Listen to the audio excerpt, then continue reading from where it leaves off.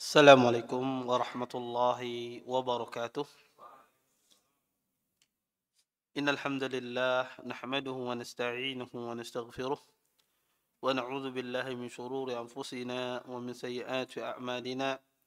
من يهد الله فلا مضل له ومن يضلل فلا هادي له. أشهد أن لا إله إلا الله وحده لا شريك له وأشهد أن محمدا عبده ورسوله. فإن أصدق الحديث كتاب الله وخير الهدي هدي محمد صلى الله عليه وسلم وشر الأمور محدثاتها وكل محدثة في الدين بدعة وكل بدعة ضلالة وكل ضلالة في النار. أما بعد. Bapak-bapak, ibu-ibu, ikhwan dan akhwat yang dimuliakan oleh Allah Subhanahu wa taala. Alhamdulillah, segala puji bagi Allah Subhanahu wa taala dengan limpahan nikmat yang begitu besar. Di antaranya nikmat iman, nikmat Islam, nikmat kesehatan, sehingga kita semua diberikan kemudahan oleh Allah Subhanahu wa taala untuk bisa berhadir di majlis ilmu.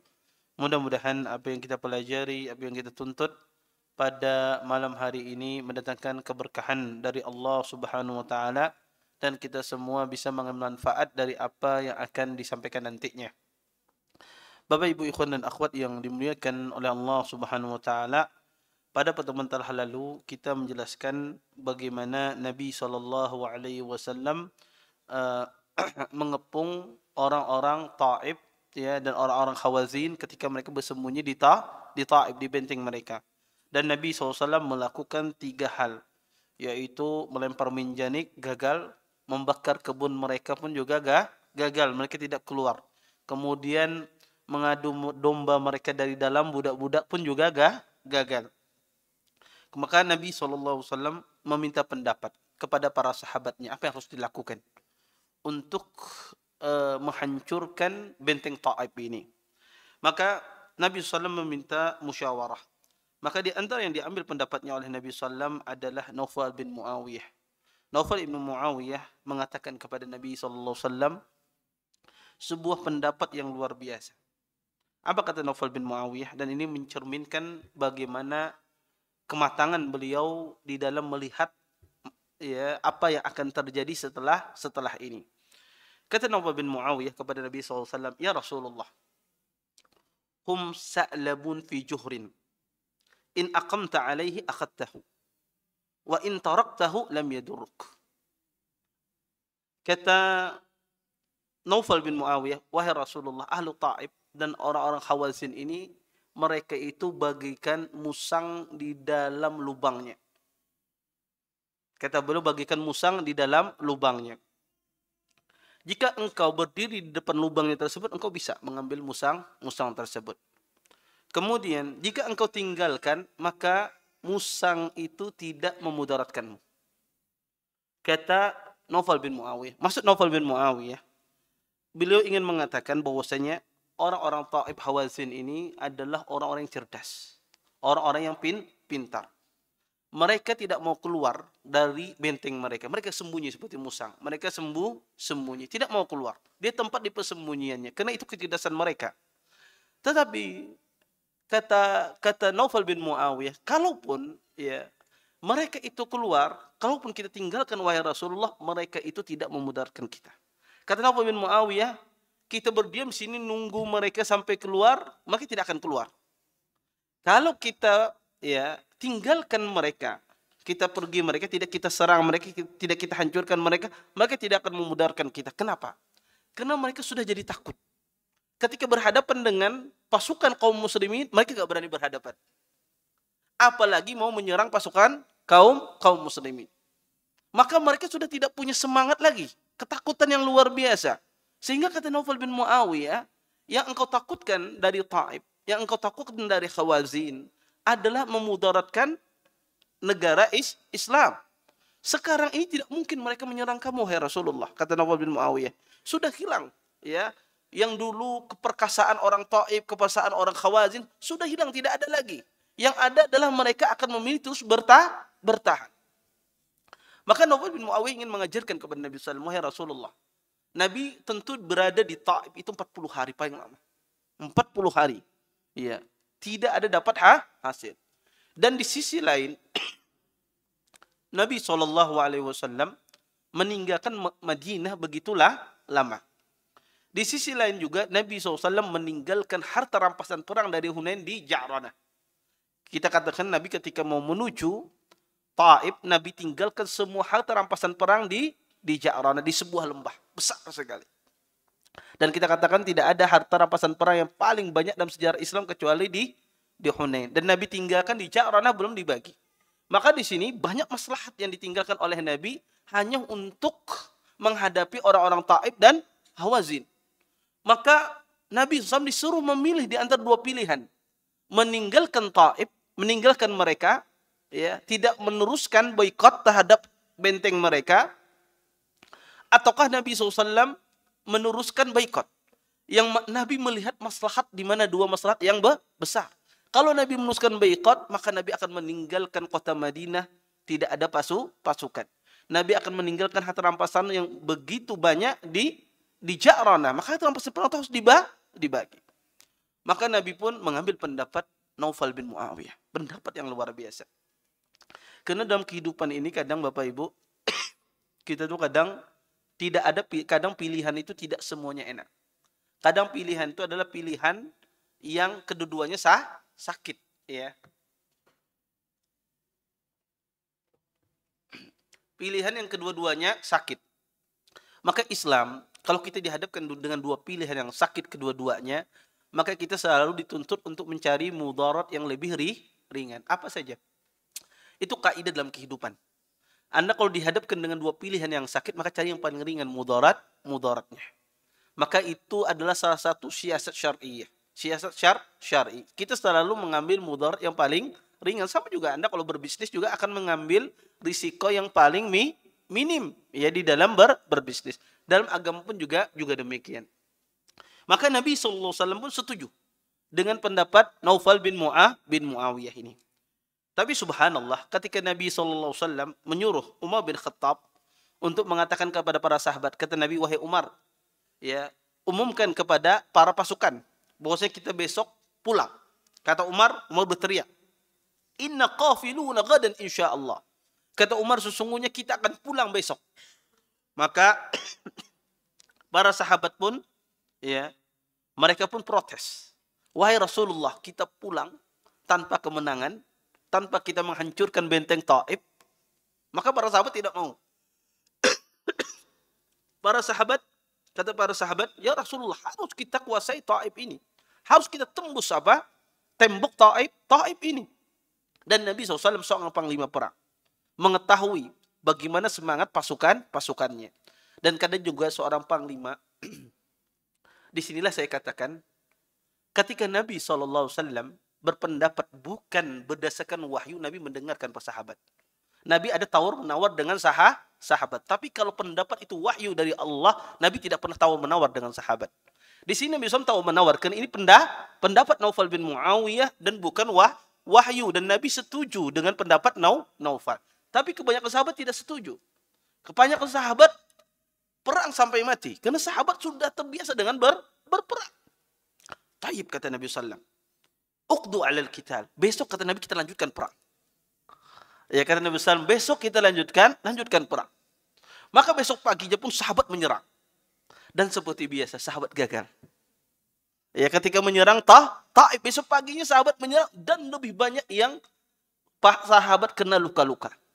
Dan banyak kerugian yang didapati oleh sahabat besok paginya. Kemudian setelah itu, para sahabat pun tahu betul apa yang diinginkan oleh Nabi, apa yang disampaikan oleh Nabi itu benar. Meninggalkan mereka itu lebih baik. Meninggalkan mereka lebih baik. Maka kata para sahabat, wahai Rasulullah, inna qafiluna qadan. Kata sahabat, wahai Rasul, besok kita pulang aja sudah. Tinggalkan apa? Taif ini. Sudah, kita tinggalkan. Maka akhirnya pun Nabi SAW meninggalkan Taif dan Hawazin, ya, tidak dilanjutkan oleh Nabi SAW pemboikotannya. Nanti kita akan jelaskan runtuhnya Hawazin dan Taif ini. Maka ditinggalkanlah oleh Nabi SAW. Kemudian Nabi SAW pergi ke Ja'ranah. Karena belum selesai. Dalam peperangan Hunain belum selesai. Pembagian harta rampasan perang. Pembagian harta rampasan perang ini begitu banyak masalahnya. Dan seperti biasa, kalau harta, permasalahan harta itu permasalahan yang rumit. Permasalahan harta itu banyak sengketanya. Kadang orang bersaudaraan bisa bertengkar dengan masalah harta. Kadang teman baik karena masalah harta bisa besarik-sarikan. Bahkan bini pun juga demikian. Kalau duitnya dikurang, bisa sariknya. Bisa kada dibukai pintu.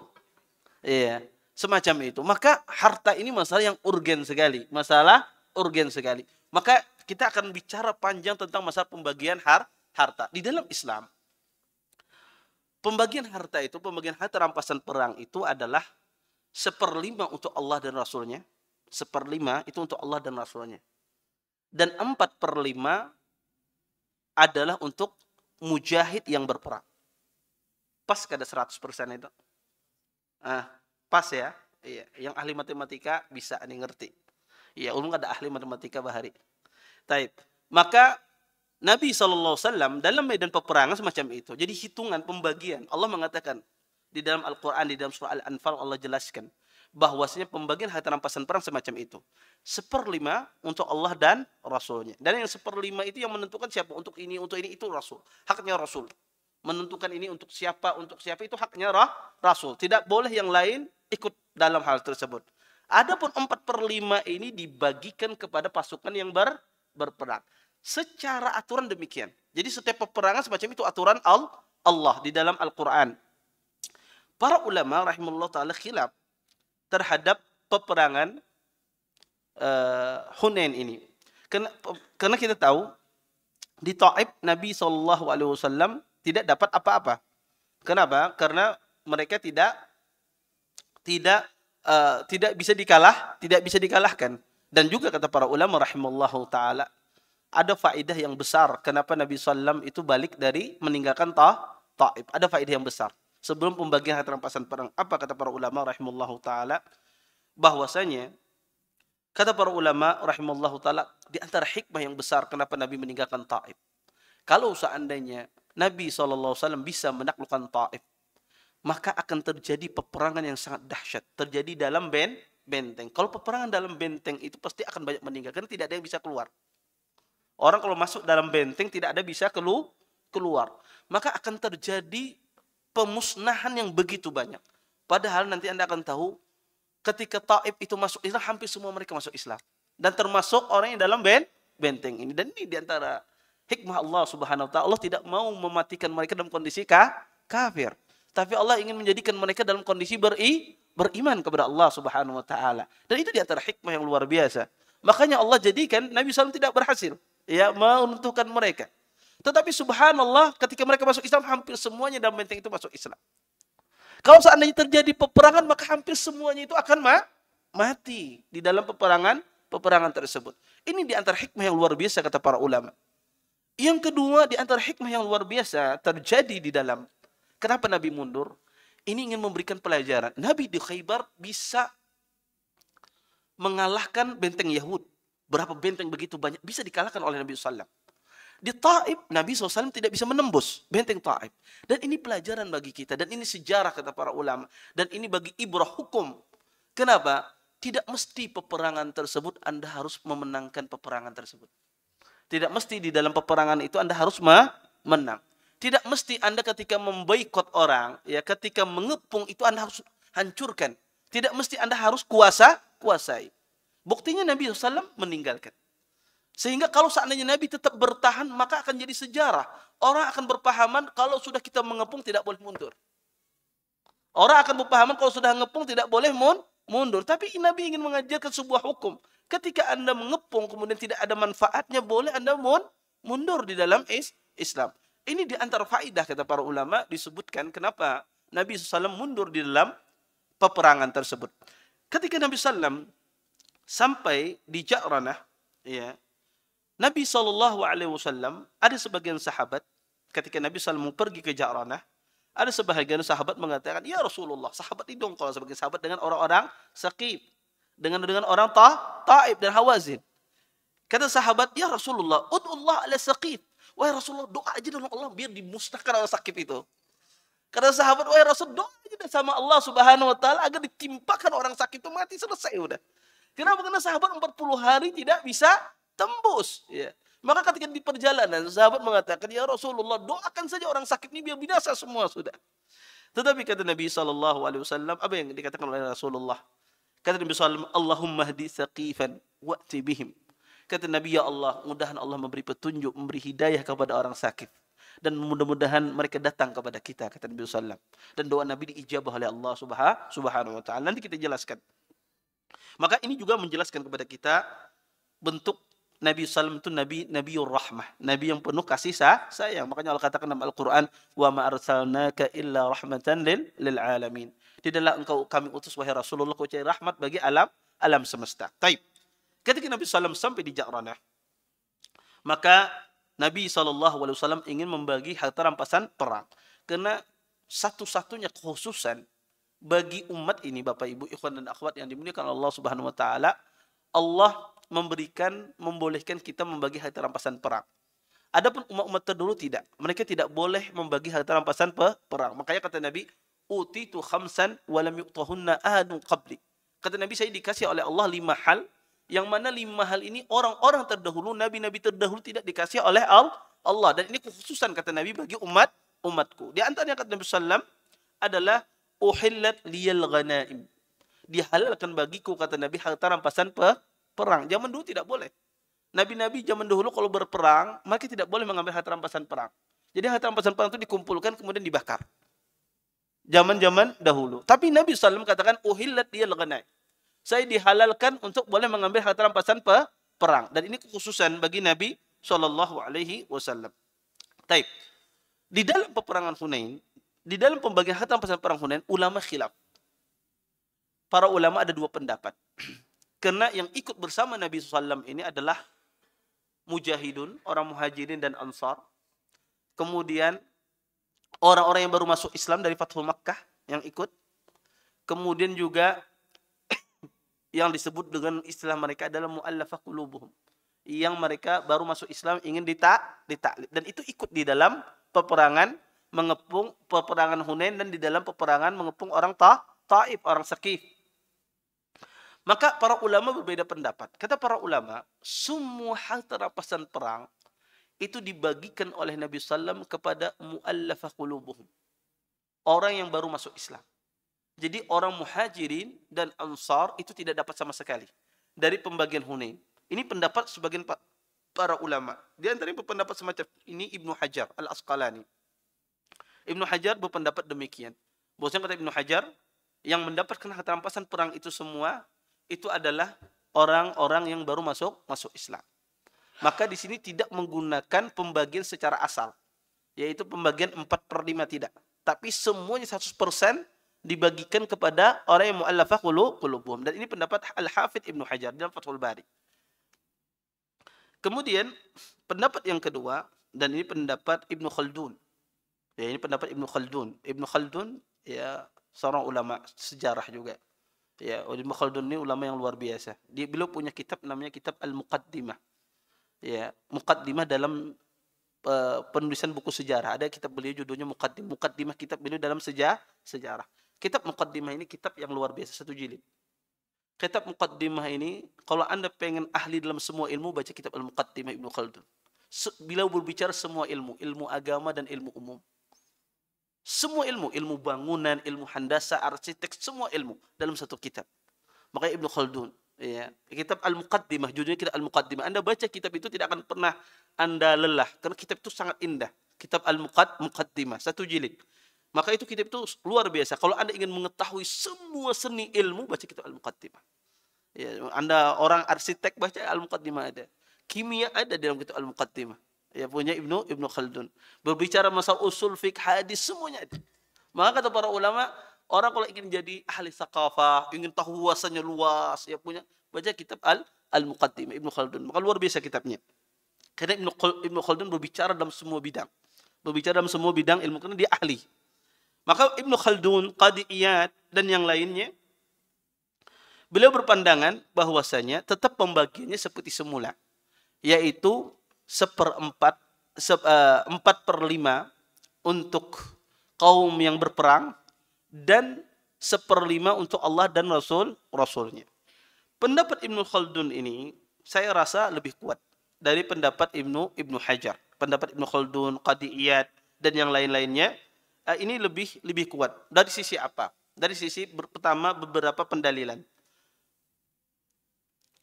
Pertama, tidak ada dalil yang secara spesifik menjelaskan Nabi SAW mengubah pembagian tersebut. Maka asalnya Nabi menjalankan sesuai dengan apa aturan Allah Subhanahu wa taala. Ini poin yang pertama.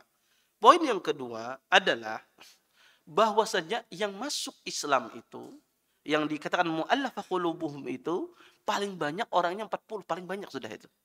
Kata para ulama 40 sampai 50. Kalau dihitung itu cuma 20 orang saja. Masa semua harta Hunain yang paling besar itu jatuh ke 20 orang? Maka kata para ulama mustahil. Ya, mustahil. Mereka hanya dikasihkan cuma 20 orang tersebut, yang lain tidak dapat. Sedangkan Hunain itu hartanya sangat banyak sekali. Tidak ada. Maka kata para ulama rahimallahu taala, maka tidak mungkin rasanya kalau dibagikan cuma hanya 20.000 orang tersebut. Ya. Ya.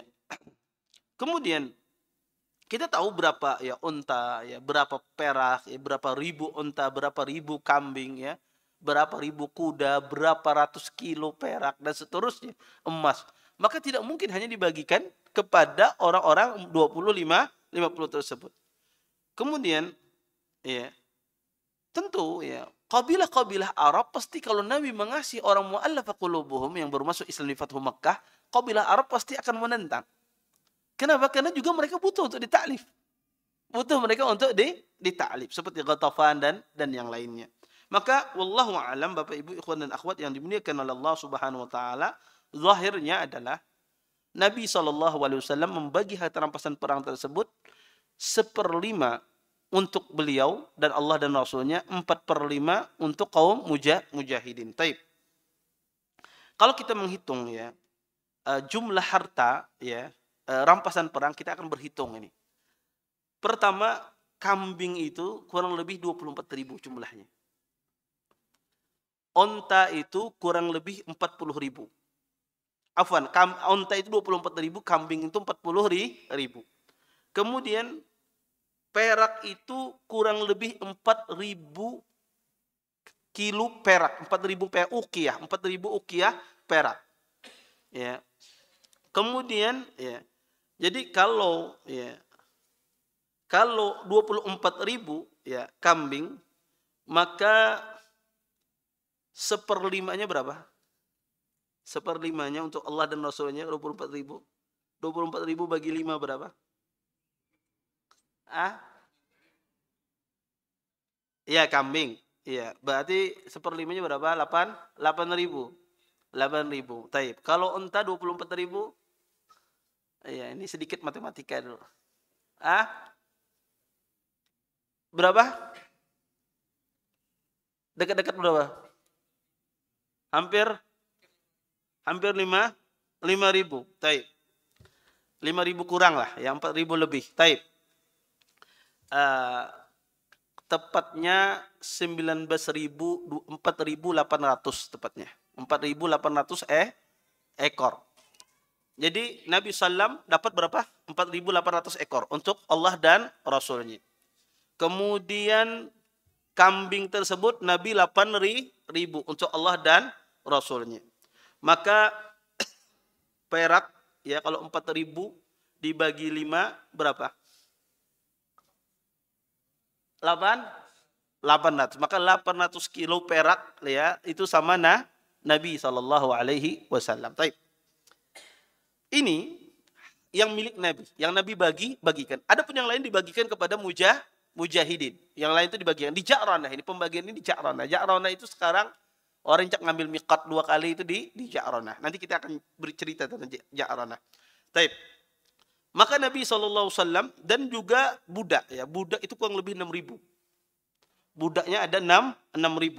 Maka sama budak ya, sama budak ya itu kurang lebih Nabi budak itu dapat 1.200 orang. Ya 1.200 budak di tangan Nabi SAW. Maka Nabi SAW pun beliau membagikan, ya, kita akan melihat manhaj Nabi SAW. Mujahidin selesai sudah, dibagikan harta rampasan perang. Tinggal ini yang begitu banyak dengan Nabi SAW. Di sini Nabi SAW harus memilih dua pilihan di hadapan Nabi. Di hadapan Nabi ini ada orang yang baru masuk Islam. Di hadapan Nabi SAW ini ada zu'ama Arab, pemimpin-pemimpin Arab yang belum masuk Islam, tetapi mereka sudah loyal dengan Nabi SAW. Kemudian yang ketiga ada orang muhajirin dan ansar yang berjihad bersama Nabi SAW. Siapa yang dipilih oleh Nabi SAW? Karena kalau kita lihat muhajirin dan ansar itu luar biasa jasanya. Iya, berjuang bersama Nabi dari awal sampai akhir. Masa mereka tidak berhak mendapatkan bagian Allah dan Rasulnya?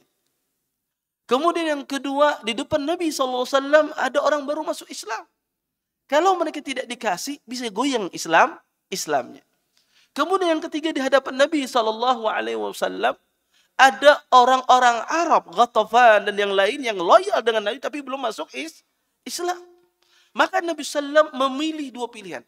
Ingin menguatkan orang muhajir dan ansar, ataukah ingin menguatkan sebuah negara. Itu pilihan Nabi SAW. Karena orang-orang ini ketika dia masuk Islam, orang-orang yang baru masuk Islam ini tetap Islamnya, maka akan menguatkan sebuah negara. Ataukah Nabi SAW ingin menguatkan orang muhajirin dan ansar. Ini dua pilihan yang dipilih oleh Nabi SAW. Maka Nabi SAW memilih pilihan untuk menguatkan sebuah negara. Kenapa? Kenapa Nabi memilih menguatkan sebuah negara? Karena kalau menguatkan hanya sebagian orang, pasukan beliau, maka negara tadi yang tidak dikuatkan akan diserang, maka harta pun juga akan hilang. Harta yang didapatkan tadi akan hilang. Maka Nabi SAW memandang untuk menguatkan sebuah negara. Maka Nabi SAW memulailah membagi harta rampasan perang tersebut yang milik Allah dan Rasulnya, jadi yang 1/5 itu dibagikan oleh Nabi SAW pertama kepada orang yang baru masuk Islam. Kepada orang yang baru masuk Islam. Siapa saja yang dibagikan oleh Nabi SAW? Orang yang baru masuk Islam. Iya. Taib. Di antaranya adalah sebahagian, ya, kalau Anda di dalam peperang Hunain ini, Anda akan lihat bagaimana kedermawanan Nabi SAW. Di antaranya Bapak Ibu, ikhwan dan akhwat yang dimuliakan oleh Allah Subhanahu wa taala, di antaranya ada Arab Badui datang kepada Nabi SAW. Ya. Arab Badui ini, ya, dia datang kepada Nabi SAW ketika Nabi melihat pembagian-pembagian itu kepada orang-orang yang baru masuk Islam dan kepada kabilah-kabilah Arab yang belum masuk Islam. Arab Badui ini, ada sebagian Arab Badui itu tidak terima. Ya, tidak terima. Maka dia datang kepada Rasulullah SAW. Arab Badui ini mengatakan dengan perkataan yang begitu kasar. Apa yang dia katakan? Wallah, inna hadhil qismah ma adila fiha wa ma urida biha wajhullah azza wa jalla. Kata Arab Badui ini, demi Allah, pembagian yang dibagikan oleh Nabi kepada orang-orang yang baru masuk Islam dan yang lainnya, kata Arab Badui ini adalah pembagian yang tidak adil. Dan ini tidak menginginkan wajah Allah. Mendengar demikian, Nabi pun marah. Kata Nabi SAW, faman ya'dil in lam ya'dillah wa rasul. Kata Nabi, siapa yang bisa berlaku adil kalau Allah dan Rasulnya tidak adil? Siapa yang lebih adil, kata Nabi SAW. Makanya kata Nabi SAW akan keluar dari orang ini, kata Nabi SAW, sekelompok orang yang yamrukuna minal Islam kama yamrukus sahm minar ramiyah. Kata Nabi akan keluar dari keturunan orang ini, orang-orang keluar dari Islam bagaikan anak panah keluar dari bagaikan busur panah keluar dari dari panahnya. Maka kata para ulama rahimallahu taala, dan orang yang berkata ini dinamakan Dzul Khuwaisirah. Yang berkata ini Dzul Khuwaisirah. Dan subhanallah orang ini hilang di dalam peperangan. Hilang di dalam peperangan. Ketika terjadi peperangan dengan orang-orang Khawarij, Dzul Khuwaisirah ini ikut dengan orang Khawarij ketika peperangan dengan Ali bin Abi Thalib. Karena orang Khawarij itu salah satu kelompok yang menentang Ali bin Abi Thalib. Didebat oleh Ibnu Abbas ketika jumlah mereka 12.000 orang, didebat oleh Ibnu Abbas, separuh kembali bertaubat, separuh tidak. Separuhnya kata Ali habisi. Diperangi oleh Ali. Maka Ali dalam kondisi bingung memerangi mereka. Kenapa? Karena orang Khawarij ini ahli sholat, ahli puasa, banyak beribadah, taat kepada Allah. Maka Ali pun bimbang. Anda memerangi orang yang Masya Allah baca Quran dan Quran kita tidak ada apa-apanya. Maka Ali bingung. Tapi Ali yakin mereka ini dalam kondisi batil. Diperangi oleh Ali. Dan subhanallah, kata Ali, cari orang yang susuknya seperti susu perempuan. Yatadandar. Ya, susunya seperti sediuhu. Ya, susunya seperti susu perempuan besar. Kata Ali, cari ciri orang ini. Maka dicari oleh sahabat Nabi SAW. Maka mereka menemukan Dzulkhuwaisirah bersama orang-orang Khawarij. Maka Ali bersujud. Subhanallah, kata Ali, saya berada di pihak yang benar. Karena ini yang dikatakan oleh Nabi, akan keluar dari mereka ini orang-orang yang keluar dari Islam. Maka Arab Badui ini yang mengatakan kepada Nabi SAW di dalam peperangan Hunain. Ini kasusnya di dalam peperangan Hunain. Kemudian ada lagi Arab Badui. Ya. Maka Arab Badui ini ketika berkata demikian kepada Nabi SAW, maka Umar bin Khattab dan Khalid bin Walid sudah mengambil pedang untuk menimpas Dzulkhuwaisirah ini. Karena ini perkataan ya luar biasa kepada Rasulullah SAW. Maka Umar, Khalid bin Walid mengambil pedangnya untuk menimpas orang-orang ini. Kemudian kata Nabi SAW, ma'adallah, ditegur oleh Nabi Umar dan Khalid bin Walid. Ma'adallah, ayatahaddasan nas anna Muhammadan yaktul ashabahu.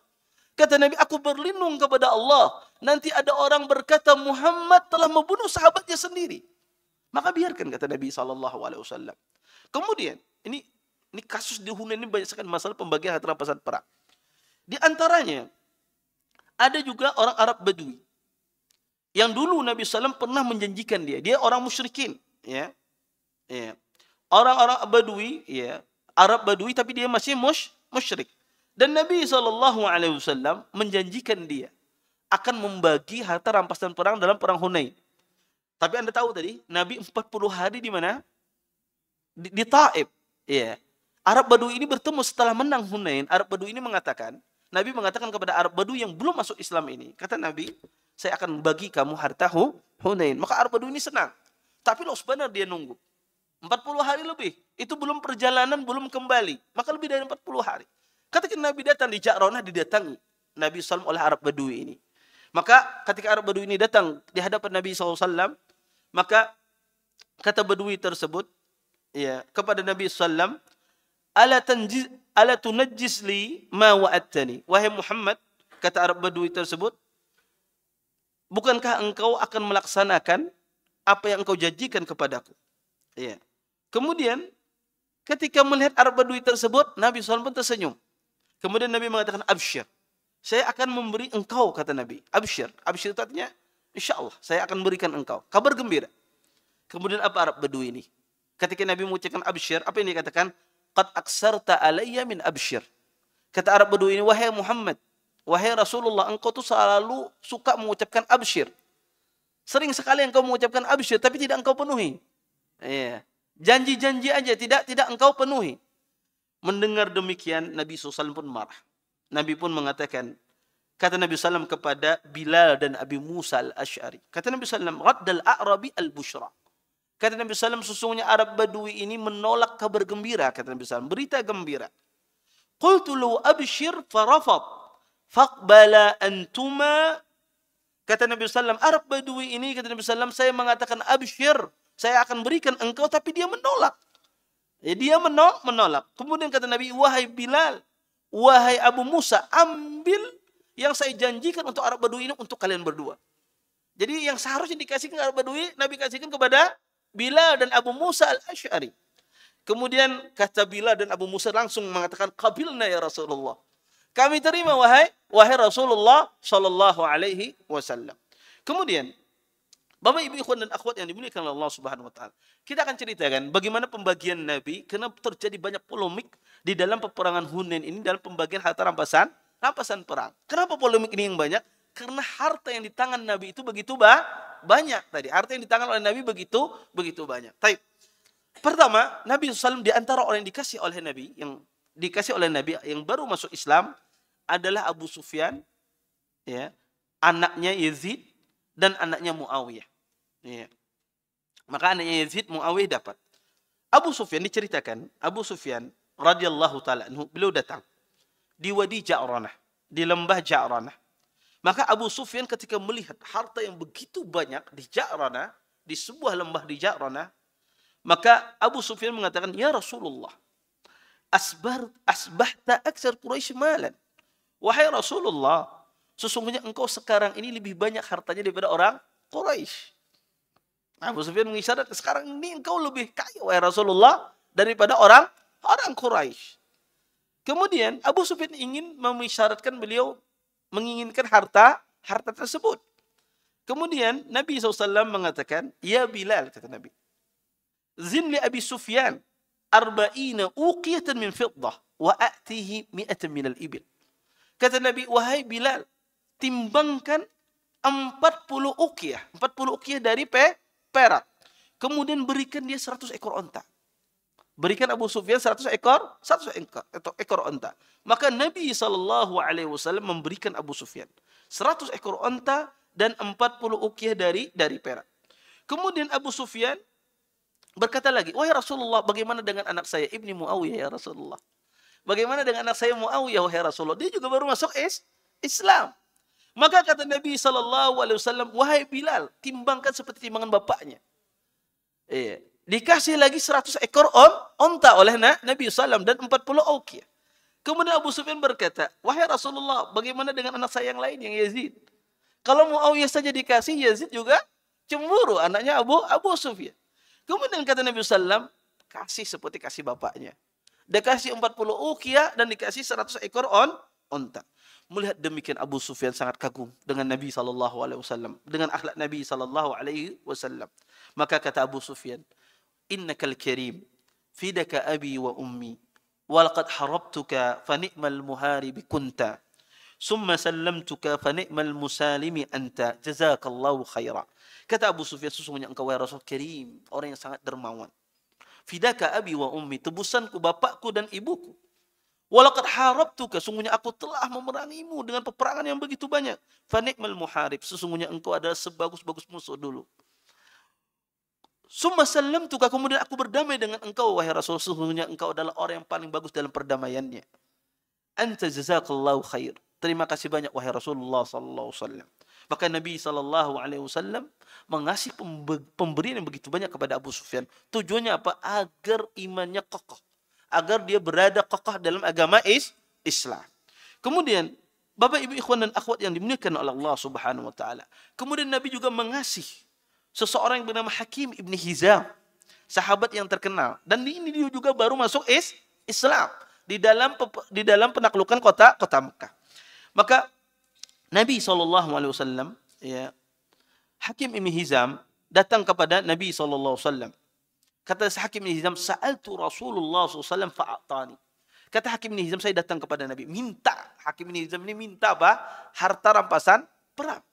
Maka kata Hakim ibn Hizam, "Fa'atani." Saya minta kepada Nabi, langsung dikasih. Kemudian kata Hakim ibn Hizam, ya, berapa dikasih oleh Nabi? 100 ekor unta. Berapa dikasih? 100 ekor unta. Hakim ibn Hizam karena melihat harta Nabi begitu banyak, minta lagi dia. "Wahai Rasulullah, saya minta lagi."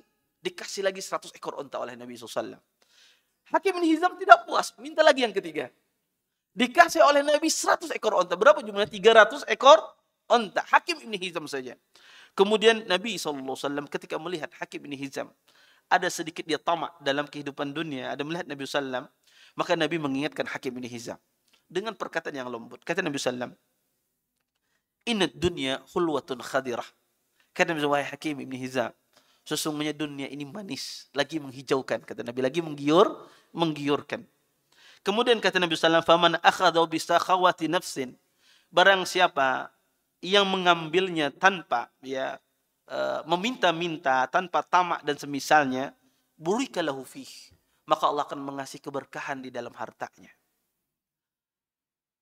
Wa man akhadhahu bi isyrafi nafsin, dan barang siapa mengambilnya dengan penuh ketamakan, kata Nabi sallallahu alaihi wasallam, lam yubarak lahu fihi, maka lam yubarik lahu fihi, maka Allah tidak memberikan keberkahan pada hartanya. Wa kana alladhi ya'kul wa la yashba. Maka dia makan tapi tidak pernah akan merasa kenyang. Kemudian Nabi mengatakan wal yadul ulya khairun minal yadis sufla. Tangan di atas wahai Hakim bin Hizam lebih baik daripada tangan di bawah. Maka mendengar perkataan tersebut, maka Hakim bin Hizam pun langsung mengembalikan. Permintaan yang ketiga tadi dikembalikan oleh Hakim bin Hizam. Permintaan yang kedua pun dikembalikan oleh Hakim bin Hizam. Kemudian kata Hakim bin Hizam mengatakan, ya Rasulullah, walladhi ba'asaka bilhaq, la arzau ahadan ba'daka syai'a hatta ufariqad dunya. Kata Hakim bin Hizam, demi Allah wahai Rasulullah yang mengutusmu, demi Allah saya tidak akan pernah meminta kepada manusia setelah ini sampai saya meninggal. Dan subhanallah ketika Khalid bin Walid, ketika Umar mengasihi Hakim bin Hizam, ditolak oleh Hakim bin Hizam. Sampai dia meninggal tidak pernah dia meminta dan tidak pernah menerima pemberian orang. Sampai dia meninggal. Dan ini pelajaran dari Nabi SAW kepada Hakim bin Hizam. Kemudian Nabi SAW juga membagi harta rampasan perang ini kepada pembesar-pembesar kabilah-kabilah yang diinginkan oleh Nabi SAW masuk Islam. Di antaranya Nabi SAW mengasihi Harits bin Hisham, saudaranya Abu Jahal, karena pada saat itu belum masuk Islam, dikasih oleh Nabi SAW. Kemudian juga Nabi mengasihi Nadhair ibn al-Haris, dikasih oleh Nabi SAW. Kemudian juga Nabi mengasihi Uyainah ibn Hisan, ya, dikasih oleh Nabi SAW. Kabilah, ya, pemimpin kabilah dari Bani Fazara. Nabi kasih semuanya itu 100 ekor onta. Dan Uyainah ibn Husain ini orang yang sangat keras. Dan dia belum masuk Islam dan sangat kasar kepada Nabi SAW. Bahkan Uyainah bin Hisan ini akhlaknya tidak berubah. Sampai dikasih Nabi itu tidak berubah dia. Sampai dia masuk Islam setelah Nabi meninggal dia murtad lagi. Pada masa Abu Bakar, pada kaum murtadin, pada masa Abu Bakar ada dua fitnah. Fitnah murtadin. Dia jadi murtad kembali. Setelah itu pada masa Abu Bakar Siddiq dia kembali lagi Islam. Kembali lagi bertaubat. Ketika diperangi oleh Abu Bakar, kembali dia bertaubat kepada Allah Subhanahu wa taala. Kemudian yang dikasih oleh Nabi juga adalah Aqra ibn Habis. Aqra ibn Habis ini dari Bani Tamim. Dikasih juga oleh Nabi 100 ekor onta. Dikasih oleh Nabi SAW 100 ekor onta. Maka Aqra ibn Habis ini yang mengatakan, wahai Rasulullah, saya punya 10 anak, tidak pernah saya cium satupun. Kata Nabi SAW, man la yarham la yurham. Barang siapa tidak berkasih sayang, tidak dikasih sayangi. Aqra ibn Habis ini dikasih oleh Nabi 100 ekor onta. Kemudian ada satu kabilah, kepala kabilah, yaitu Abbas ibn Mirdas. Abbas ibn Mirdas ini, yang mana tadi kepala-kepala kabilah tadi kasih berapa? 100 ekor onta. Abbas ibn Mirdas ini kabilah Bani Sanim. Dikasih 50 ekor onta oleh Nabi. 50 ekor onta itu banyak. Maka Abbas ibn Sanim tidak terima. Kenapa dia cuma dikasih 50 ekor onta? Yang lainnya 100 ekor. Dia cuma dikasih 50 ekor onta. Maka dia pun mengucapkan syair yang begitu panjang. Yang mana syairnya dia merasa Nabi SAW tidak adil terhadap dia. Bahwasanya kabilah-kabilah yang lain dikasih 100 ekor onta. Nabi SAW ketika mendengar syairnya, maka Nabi SAW mengatakan, kata Nabi SAW kepada Bilal, iqtau anni lisanahu wa zidhu ila mi'ah. Kata Nabi, berhentikan lisannya dari mengucapkan syair tersebut. Maksud Nabi, cukupkan dia. Kasih dia 100 ekor onta, kata Nabi. Maka dikasih oleh Nabi 100 ekor onta.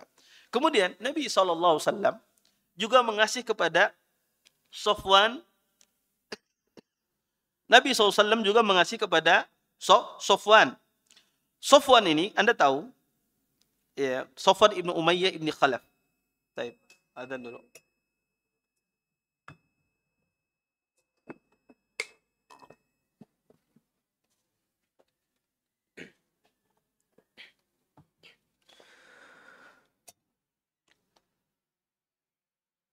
Allahu Akbar, Allahu Akbar, Allahu Akbar,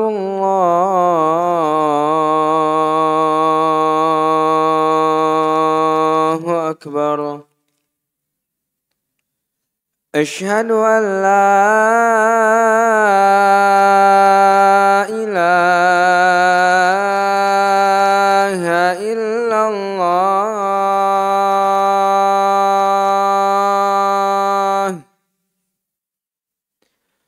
أشهد أن لا ilaha illallah.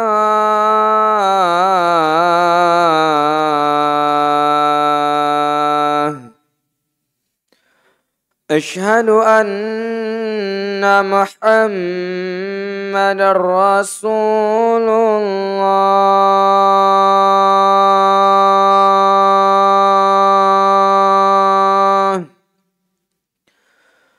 أشهد أن محمد رسول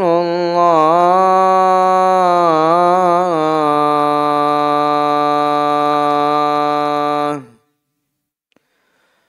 حي على الصلاة.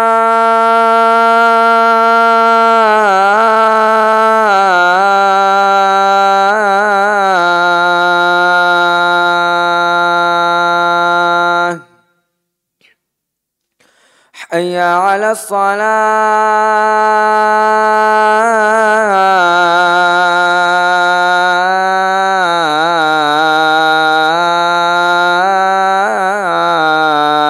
الصلاة.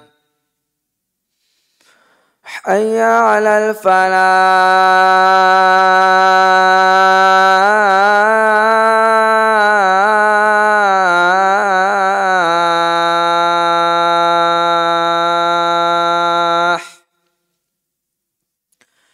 حي على الفلاح.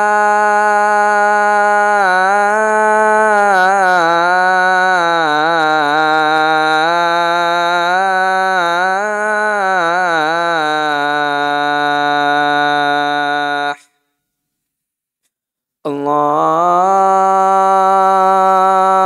أكبر الله أكبر لا إله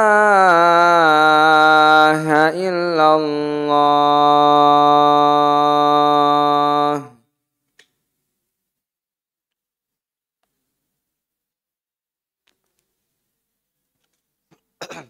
Taib.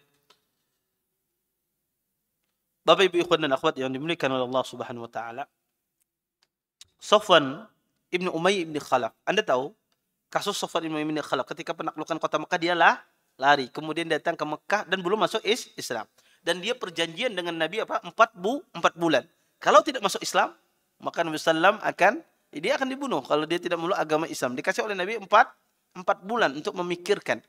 Di sisi yang lain, Nabi SAW minta bantuan dia untuk persenjataan. Karena dia ahli punya persenjataan. Ahli bikin senjata. Maka Safwan Ibnu Umayyah ikut di dalam peperangan Hunain. Membawa senjata-senjata dia.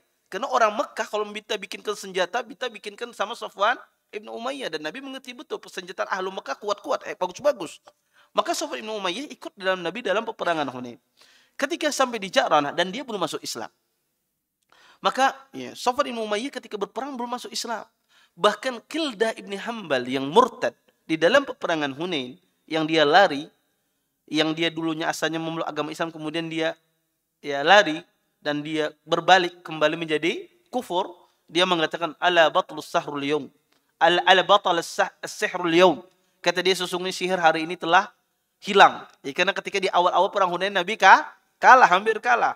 Maka Safwan pun langsung menghadik Kildah ini. Kata Safwan, uskut faddallah fak fawallahi li'an yurabbini rajulun min Quraisy ahabbu ilayya min an yurabbini rajulun min Hawazin. Kata beliau, diamlah engkau, tutuplah mulutmu demi Allah. Kalau seandainya yurabbini, yang mendidikku, yang menguasaiku, yang memilikiku, orang Quraisy itu lebih baik, lebih saya sukai ketimbang yang menguasaiku ini, yang menjadikan aku menjadi budak orang-orang Hawazin. Kata Safwan, kalau saya jadi budak orang Quraisy itu lebih saya senangi ketimbang saya jadi budaknya orang Hawazin. Itu menunjukkan dia tidak senang dengan perkataan Kildah. Itu tanda bagaimana Safwan sudah mulai tertarik dengan Islam.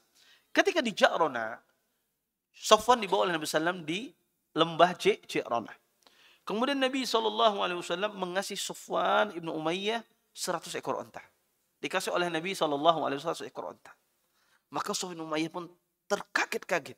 dengan 1 ekor onta yang diberi oleh Nabi. Padahal 4 bulan lagi mati ini. Kalau dia tidak meluk agama Islam, tapi 1 ekor onta dikasih oleh Nabi SAW. Kemudian setelah itu Sofwan pun melihat di lereng Ja'ranah, di lereng bukit Ja'ranah, di bukit tersebut begitu banyak onta dan kambing. Penuh. Kata Sofwan, di bukit tersebut penuh dengan apa? Onta dan kambing. Kemudian Nabi melihat bagaimana ketakjuban Sofwan ibnu Umayyah ini dengan kambing di bukit tersebut. Maka Nabi SAW mengatakan, Abu Wahbin, yu'jibuka hadha syi'ab. Kata Nabi, wahai Abu Wahab, yaitu Sofwan, gelar kunyahnya Abu Wahab. Apakah kamu senang dengan bukit tadi yang terpenuhi dengan apa? Kambing dan onta tadi? Kata Sofwan, iya wahai Rasulullah, Masya Allah, kata Sofwan. Iya. Kata Nabi SAW, huwalaka wa ma fihi. Sesungguhnya apa yang ada di bukit tersebut yang kau lihat dari kambing dan onta, itu milikmu semuanya. Dikasihkan oleh Nabi SAW semuanya. Maka disinilah Sofwan bin Umayyah radhiyallahu taala anhu, kata beliau mengatakan, ya wallahi, kata beliau, laqad a'tani rasul ma a'tani. Demi Allah Nabi mengasihku pemberian yang tidak ketakut kepakiran. Sudah ada 1 bukit onta dan sapi berataan, ya. Onta dan kambing. Kata beliau, sungguhnya Nabi SAW memberikan aku pemberian yang aku tidak takut kefakiran padanya. Wa innahu la abghadan nas ilayya. Padahal dia adalah orang yang paling aku benci di muka bumi ini. Fama bariha yu'tini hatta innahu la ahabbun nas ilayya. Ketika Nabi SAW mengasihkan itu, maka dia adalah orang yang paling aku cintai di muka bumi ini. Dan itulah akhirnya pun beliau memeluk agama Islam saat itu juga. Beliau memeluk agama Islam. Maka ini bagaimana kedermawanan Nabi SAW. Makanya Nabi SAW itu sangat dermawan. Ya sangat dermawan. Anda bayangkan, Nabi mengasihi orang-orang baru masuk Islam, mengasihi kabilah-kabilah Arab yang belum masuk Islam dengan pemberian begitu banyak. Sedangkan beliau sendiri mati dalam kondisi apa? Nabi SAW ketika mati tidak meninggalkan apa-apa.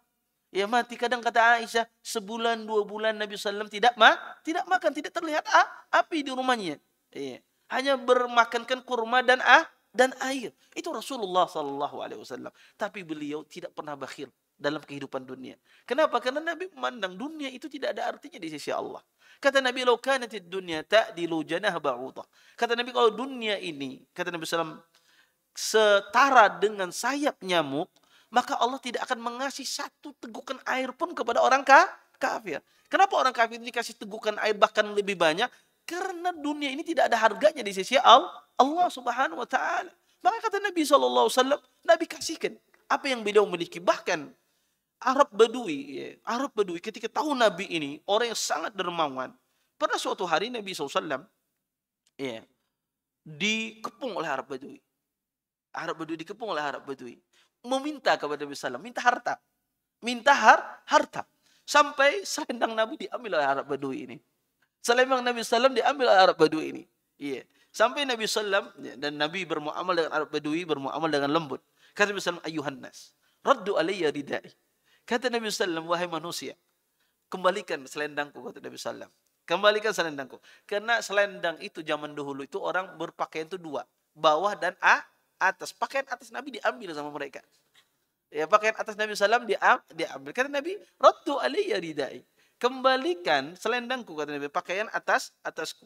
Kemudian, kata Nabi SAW, laukana lakum indi adadu syajatihama ni'aman laqasamtuhu alaikum summa la tajiduni bakhilan wala jabbanan wala kadzaba. Kata Nabi SAW, kalau seandainya saya punya dengan seperti gunung Tihama itu besar. Kalau saya punya ya beberapa gunung Tihama yang begitu besar, kata Nabi SAW, kambing-kambing, binatang ternak, niscaya akan saya kasihkan kepada kalian.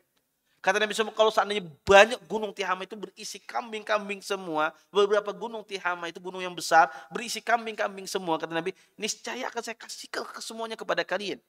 Sehingga kalian tidak mendapatiku ini menjadi orang yang bakhil, tidak mendapatiku ini orang penakut, ya, dan tidak mendapatiku ini seorang pendusta, kata Nabi SAW. Begitu dermawannya Rasulullah SAW. Makanya Anda tahu bagaimana hadis Nabi SAW. Ketika di bulan Ramadan lebih dermawan daripada rihil mursala, angin berhembus. Anda lihat bagaimana dalam perang Hunain Nabi memberikan pemberian yang tidak takut. Tetapi subhanallah, ketika Nabi mengasih pemberian yang begitu banyak, timbullah kecemburuan. di kalangan orang-orang Ansar dan di kalangan sahabat mulia, orang-orang muhajirin. Di antaranya Sa'ad bin Abi Waqqas. Sa'ad bin Abi Waqqas mengatakan sebuah perkataan yang beliau tidak ridha terhadap pemberian tersebut. Dan orang-orang Ansar pun mengatakan sebuah perkataan dan sebuah peristiwa polemik yang luar biasa yang terjadi pada saat itu. Apa yang dikatakan oleh Sa'ad dan apa yang disampaikan oleh orang Ansar, insya Allah nanti kita lanjutkan minggu depan. Iya, karena panjang nih ceritanya, lanjut lagi. Iya, taib. Insya Allah nanti kita lanjutkan ya apa yang disampaikan oleh Sa'ad bin Abi Waqqas dan bagaimana Nabi SAW ya mensikapinya sahabat muhajirin dan Ansar. Taib. Sisa waktu yang ada kita gunakan untuk tanya jawab. Taib.